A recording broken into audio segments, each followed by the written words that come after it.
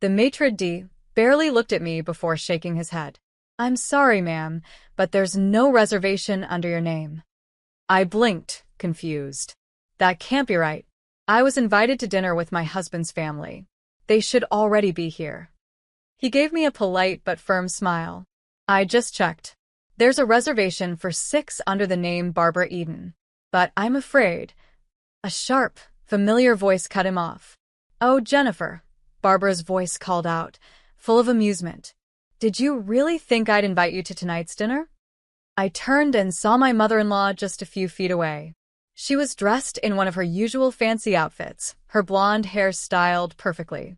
Sitting behind her was my husband, Brian. He looked tense, glancing between us but not saying anything.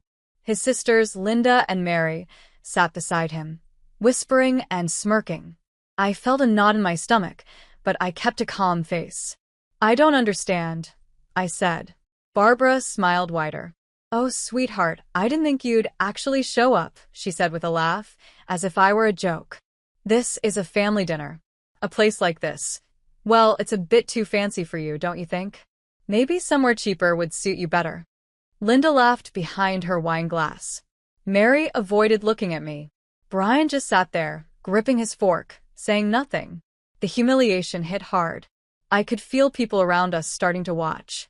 Their curious eyes turned toward the scene. I should have expected this. For years, Barbara had made it clear that I wasn't good enough for her son. I didn't come from money. I didn't go to fancy schools. I wasn't born into their rich world. Ever since Brian and I got engaged, Barbara went out of her way to remind me I didn't fit in. At first, it was subtle, little jabs about my simple style, accidentally forgetting to invite me to family events and giving expensive gifts I couldn't afford to match. She used to buy expensive gifts for Brian and give me nothing but fake smiles. But tonight she took it to a whole new level. She had planned this. She arranged for my husband's family to have a fancy dinner at one of the most exclusive restaurants in the city, without telling me. She wanted me to show up and be left standing outside, like I didn't belong. And she was clearly enjoying every moment. I should have felt embarrassed. I should have wanted to run away. But instead, something changed inside me. I smiled, slowly, on purpose. For a second, Barbara's smug face slipped. Then, I turned to the maitre d'. Would you be kind enough to ask the owner to come out? I said, calm and confident. Barbara laughed. Oh, please. Do you really think the owner of this place is going to come out just because you asked? I turned back to her and looked her straight in the eyes. Yes, I said, because the owner knows me very well, and he's about to teach you a lesson you won't forget. Barbara didn't stop smiling, but I saw it, that tiny flicker of doubt in her eyes. For years, she had treated me like I didn't belong. But this time, she went further. She tried to humiliate me in front of my husband, his sisters, and a whole room of strangers. The air around us felt heavy. Everyone was waiting to see what would happen next. The maitre d' looked unsure, not sure if he should listen to me. But before he could say anything, a strong, steady voice broke the silence. Jennifer. I turned to see Kevin Conroy, the owner of the restaurant, walking toward us. Kevin was in his early 60s, dressed in a perfect suit, his salt and pepper hair neatly styled. He looked like someone who belonged in charge of a place like this. Calm, classy, confident. Barbara's eyes widened as she saw how he looked at me, not like I was nobody, but with real warmth and respect. Kevin, I said, smiling bigger. It's been a while. His eyes moved to Barbara, then to Brian and his sisters, and finally back to me. It has, he said. What brings you here tonight? I nodded toward the table where my in-laws were sitting. Their faces had changed, from smug to unsure. Apparently, I wasn't included in the reservation, I said lightly. A bit of an oversight, don't you think? Kevin's eyes darkened slightly. He understood what I really meant. But then, just as quickly, he smiled politely. That won't do at all, he said. Barbara crossed her arms and scoffed. Oh, please. Do you really think this restaurant can just find her a seat? This is a private place. You can't just walk in and expect a table. Kevin stayed calm. You're absolutely right, Mrs. Eden, he said smoothly. This restaurant doesn't allow last-minute walk-ins. I felt a small wave of disappointment, but before I could speak, Kevin turned to the maitre d'. But Jennifer isn't a walk-in, he said. She's family. The whole table went silent. Linda nearly dropped her glass. Mary stared at me and Kevin, clearly shocked. Brian, his grip tightened on his silverware, but still, he said nothing. Barbara, of course, didn't give up so easily. She let out a dry laugh. Family? That's a stretch. You must be confused. Jennifer is my son's wife. She has no ties to this place. Actually, I said, cutting her off smoothly, Kevin and I go way back. Barbara narrowed her eyes. How?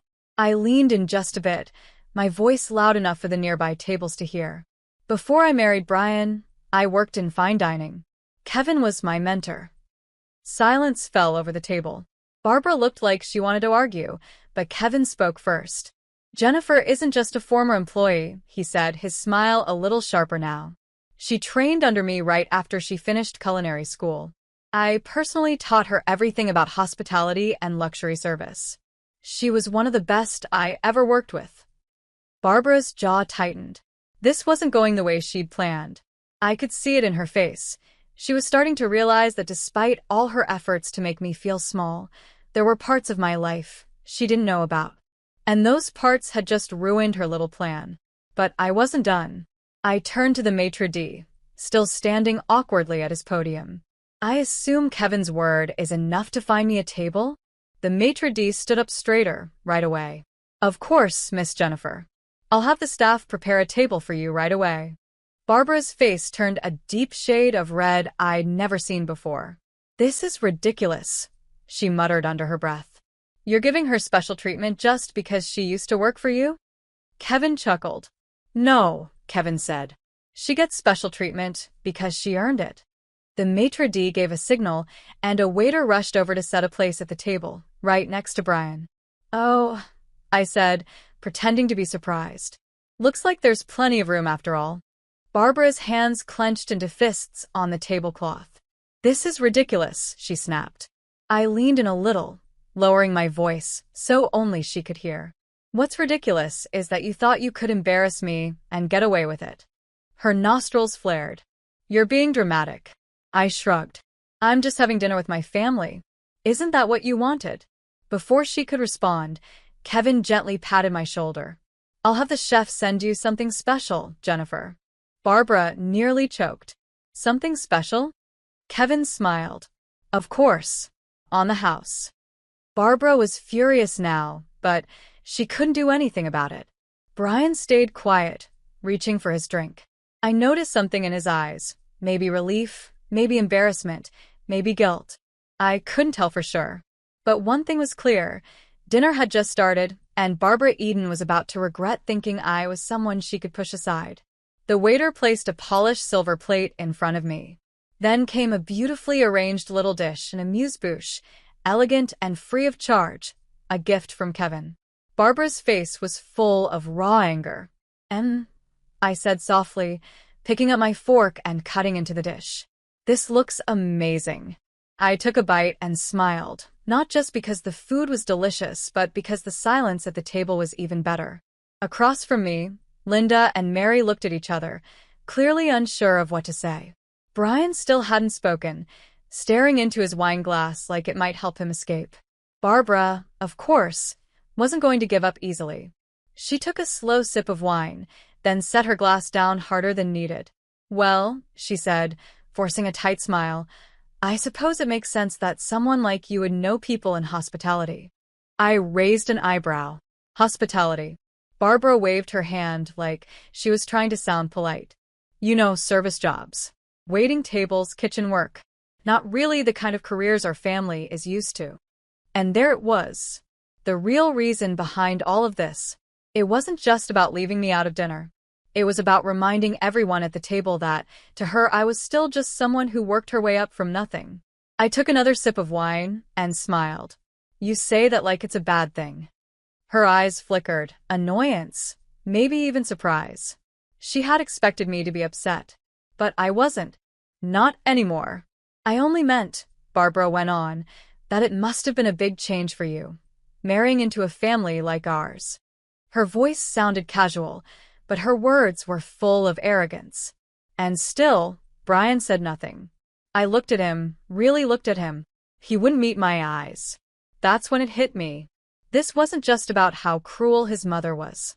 It was about his silence. Because this wasn't the first time Barbara had tried to embarrass me. She did it at our wedding, when she forgot to invite my family to the rehearsal dinner. She did it at Christmas, when she gave me a cookbook called Simple Recipes for the Clueless Wife, in front of a room full of people. She did it last summer, when she made a rude comment about how lucky I was that Brian had taken a chance on me. And every single time Brian said nothing. I told myself it wasn't worth fighting over. That I didn't want to start a problem. But this was different. This wasn't a subtle comment. This was a clear, planned attempt to humiliate me in public. And Brian just sat there and let it happen. I set my wine glass down slowly, on purpose. Then I leaned forward, resting my elbows on the table. Barbara, I said, my voice calm and steady. Do you know what the difference is between you and me? She tilted her head, curious even though she tried to hide it. I smiled. I worked for everything I have. The table went silent. Barbara's face went cold. Excuse me? I didn't flinch. You heard me. Linda sat up straighter. Mary pressed her lips together, like she was holding back a laugh. Barbara scoffed. Are you saying I haven't worked for what I have? I let the question hang in the air. Then, before she could come up with another snide remark, I continued. I didn't marry into money. I didn't inherit anything. I built my career from nothing. And yet, I gestured around the table. Here we are. Same restaurant. Same food. Same level of respect from the owner. Barbara's hand clenched her napkin tightly. Her knuckles turned white. Linda and Mary weren't smirking anymore. And Brian, he looked like he wanted to disappear. For the first time since I'd met Barbara, I saw something in her face I'd never seen before. It wasn't anger. It was fear. Because after all these years of trying to make me feel like I didn't belong, like I wasn't good enough, she was finally realizing she was wrong.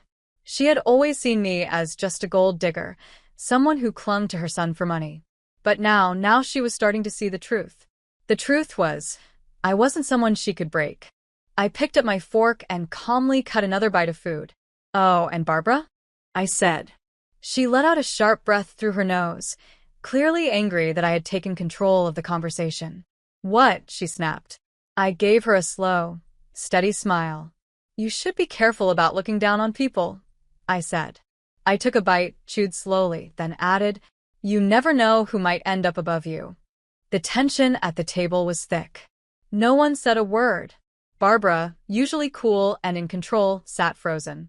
Her hand was gripping her wine glass, so hard I thought it might break. Brian looked like he wanted to sink into his chair and disappear. Linda and Mary kept glancing at each other, unsure if they should say something. And me? I had never felt more sure of myself. I could see it in Barbara's face, the way her perfect, confident mask had cracked, even just a little. She wasn't used to being challenged. She was used to people staying quiet, afraid to speak up. But I wasn't afraid of her anymore. Barbara took a slow breath, trying to stay calm. Then she placed her glass down with a soft but firm click. I see, she said, her voice smooth but cold. I suppose I should congratulate you, Jennifer. You've managed to rise above your background. I sipped my wine, not giving her any reaction. But tell me, she went on now with a fake sweet smile, if you're so independent, so self-made, why is my son the one paying for your lifestyle? I paused. Linda let out a small gasp. Mary shifted in her seat, clearly uncomfortable. Brian flinched. Barbara's smile grew sharper. She knew everyone was watching me now, waiting to see how I'd respond. I slowly set my glass down. What do you mean by that? I asked, pretending not to understand. Barbara leaned in, her voice low and mocking. I mean, dear, she said, that Brian is the reason you can afford that cute little boutique job of yours. You don't really need to work, do you? You just play pretend, like you have a career. How sweet. She tilted her head and gave me a smug smile. You talk about being strong and independent, but in the end, you're still just someone my son takes care of. And there it was, her final move. The insult meant to tear me down completely. The blow she thought would finally put me back in my place. I let her words sit in the air, watching how Brian still wouldn't look at me and how his sisters were holding their breath, waiting for me to break. Then I laughed. Not a small, nervous laugh, but a real, full laugh. Barbara's smug smile faded. I'm sorry, she said. Is something funny? I placed my napkin back on the table, still smiling. I just realized how completely out of touch you really are, Barbara. Her eyes narrowed. Excuse me? I looked over at Brian, keeping my voice calm and steady. You think he supports me? I raised an eyebrow. That's actually kind of cute. Linda made a choking sound. Mary's mouth dropped open. Brian went pale. Barbara's smile vanished. What are you talking about? She asked. I sighed, almost feeling sorry for her. You still see Brian as your little boy, don't you? The one in charge. The provider. The man who saved me from some sad, simple life. I tilted my head. But let me tell you something, Barbara. That's not how our marriage works. Barbara stiffened. You want to know what's really funny? I continued. Brian's business? His investments? Half of those were paid for with my money. Silence fell over the table. Barbara's eyes widened like her world had just been flipped upside down. What? She whispered. I smiled again, but this time it wasn't a kind smile. Brian didn't build his career by himself, I said, still looking at her, but now speaking directly to my husband. When he wanted to start investing, he didn't have the money. I picked up my wine glass again. But I did. Barbara's fingers twitched. That's not possible, she muttered. I shrugged. Believe what you want. But the truth is, your son's success? It came from my investments, my planning, and my help. Linda and Mary looked at Brian, waiting for him to say something, anything. But he sat frozen, silent. I shook my head. You think calling me a helpless little housewife will hurt me? That's actually funny. Then I leaned back and crossed my arms. The truth is, Barbara, Brian needs me way more than I need him. Her face turned bright red. You've spent years trying to make me feel like I don't belong, I said. But the truth is, I've been the one holding this marriage together. And keeping your precious family name looking strong. Mary looked like she might faint. Linda had no words. And Brian, finally, opened his mouth. Jennifer, he said softly. Maybe we should, Brian started. I held up my hand and stopped him. No, Brian, I said firmly. You don't get to say maybe we should right now. Not after sitting there in silence while your mother tried to tear me down. Barbara looked at him, then really looked at him. And for the first time, she didn't seem proud of her so-called golden boy. She looked at him like he was weak, like he had let her down. A perfect twist. I stood up and smoothed my dress. I think I'm done here. Barbara's nostrils flared. You can't just... I turned to Kevin, who had been quietly watching nearby. Kevin, it was lovely seeing you. Thank you for the warm welcome. He nodded, clearly amused. Always a pleasure, Jennifer. Then I looked at Brian. You coming? He hesitated, looking at me, then at his mother. And in that moment I knew. I knew exactly what he would choose. Because Brian had never chosen me, not once. And he wasn't going to start now. Barbara smiled, thinking she had won. But I smiled too, because what she didn't know was that I had already made my choice. And she was going to regret ever trying to put me in my place. I was about to show both of them just how strong I really was. Brian didn't follow me. I hadn't expected him to. Outside, the cool night air brushed against my skin, but I barely noticed. My mind was sharp, clear. That dinner had been the wake-up call I should have had a long time ago. Now it was time to act. I pulled out my phone. My fingers steady, I typed a message. Meet. We're moving forward. Start the process first thing tomorrow. Just seconds later, a reply came in. Attorney. Understood. You'll have the first draft of the divorce papers by noon. I let out a slow breath as I stared at the screen. Divorce. The word didn't scare me. What scared me was how long I had ignored the truth. Brian had never stood by my side. For years, I'd been alone in my own marriage. But not anymore. Tonight had given me the final push I needed. And Barbara? She had no idea how badly I was about to shake the world she thought she controlled. I got home before Brian. Just enough time to do what had to be done. First, I walked into the home office, the one he used for all his investment work. Then I opened the safe. He had never changed the code. A mistake. Inside were all the documents, bank statements, investment records, business contracts. And I was most focused on the contract that connected his biggest investment to the money I gave him at the start.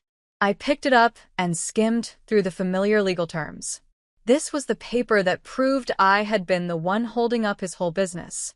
Barbara believed her son was the successful businessman in the family, but without me, he was nothing. I took a quick photo of the contract and put it back exactly where it was. I didn't need to take it. I already had what I needed. Next, I walked to the bedroom. I pulled out a suitcase and started packing, not out of anger, not in a rush, but with a clear mind. This wasn't an emotional choice. This was a planned, thought-out exit. By the time Brian came through the front door, I was sitting on the couch with my suitcase beside me, waiting.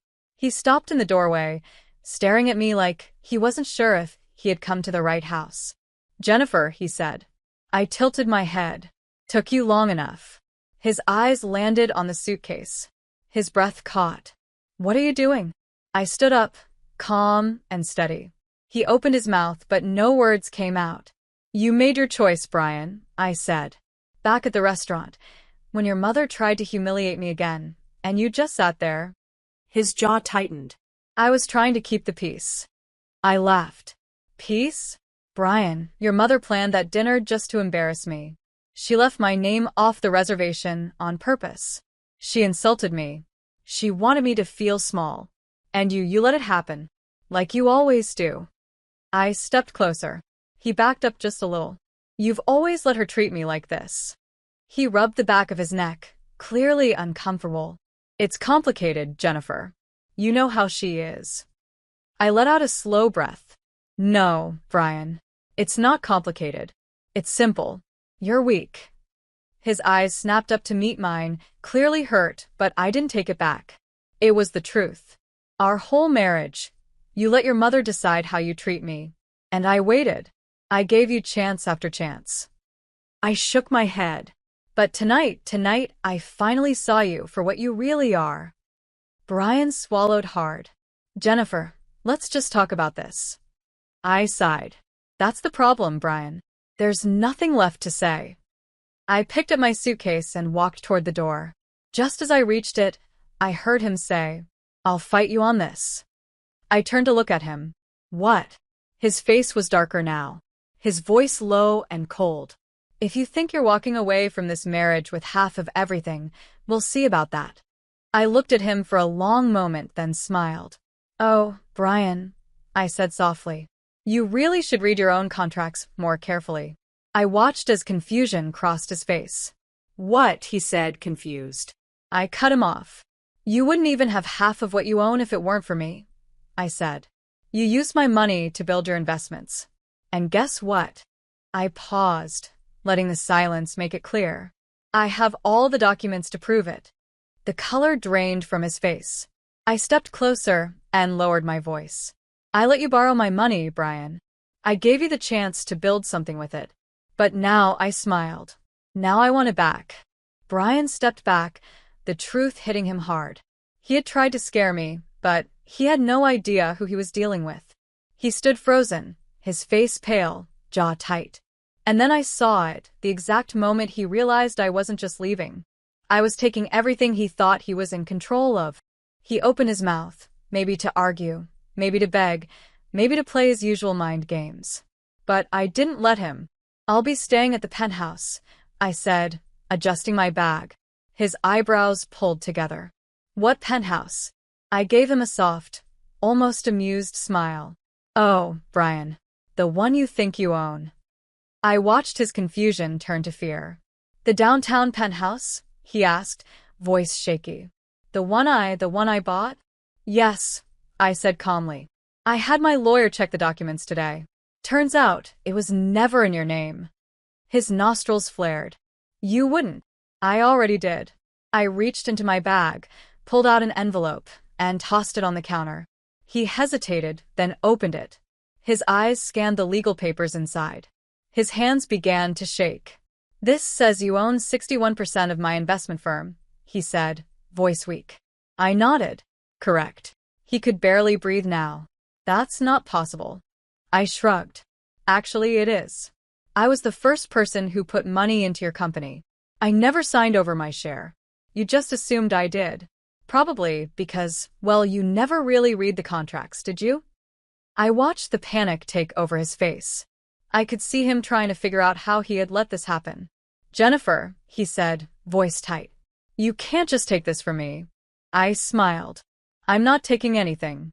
I already own it. He leaned against the counter for support. He looked so small now.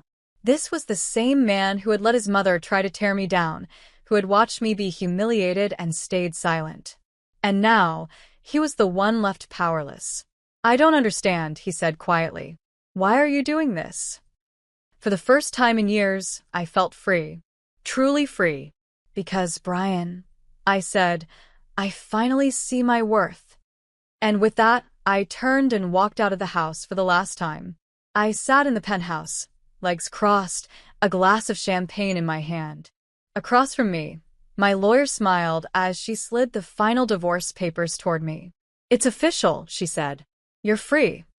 I let out a slow breath, my fingers brushing over the thick stack of papers. Free. The past few weeks had been a blur, fast and intense.